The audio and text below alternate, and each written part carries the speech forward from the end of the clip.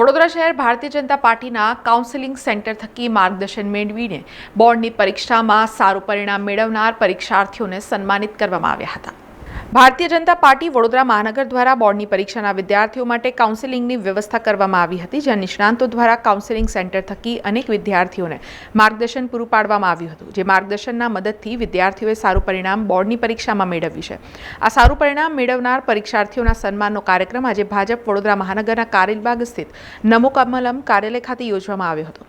શહેર ભાજપ પ્રમુખ ડોક્ટર જયપ્રકાશ સોનીના અધ્યક્ષસ્થાને યોજવામાં આવેલ કાર્યક્રમમાં પૂર્વ શહેર અધ્યક્ષ ડોક્ટર વિજય શાહ, શહેર ભાજપના મહામંત્રી જસવંતસિંહ સોલંકી, સત્યેન ગુલાબકર, રાકેશ સેવક સહિતના મહાનુભાવો તેમજ ભાજપ શિક્ષક સેલના હોદ્દેદારો અને નગર પ્રાથમિક શિક્ષણ સમિતિના અધ્યક્ષ નિશિત દેસાઈ ઉપસ્થિત રહ્યા હતા, જ્યાં ઉત્તીર્ણ થયેલા વિદ્યાર્થીઓને પ્રશસ્તિપત્ર આપી સન્માનિત કરવામાં આવ્યા હતા। વિદ્યાર્થીઓને સફળતા મળી છે, એમને પ્રોત્સાહન આપવા માટે ભાજપા કાર્યાલય ખાતે અમે એમને એક સર્ટિફિકેટ એપ્રિસિએશન લેટર આપવાના છીએ, જેથી કરીને ભવિષ્યમાં બાળકો વધુ ઊંચાઈએ પહોંચે અને એમને પ્રોત્સાહન મળે અને સારો અભ્યાસ કરે અને દેશના સારા નાગરિક બને એવા પ્રકારનું એમનો યોજના પણ બનાવે। આજના દિવસે એવા પ્રકારનો પ્રોત્સાહન કાર્યક્રમ આજે ભારતીય જનતા પાર્ટી વડોદરા મહાનગરના કાર્યાલય ખાતે આયોજિત કરવામાં આવ્યો છે।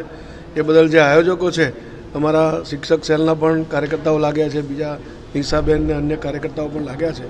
સૌને હું આ બાબતે શુભકામનાઓ પાઠવું છું અને ખૂબ ખૂબ અભિનંદન પાઠવું છું। સમાચારોના સતત અપડેટ માટે TNN ન્યૂઝને YouTube પર સબસ્ક્રાઇબ કરી બેલ આઇકોન પ્રેસ કરો અને અમારી સાથે જોડાયેલા રહો Facebook, Instagram અને Twitter ઉપર।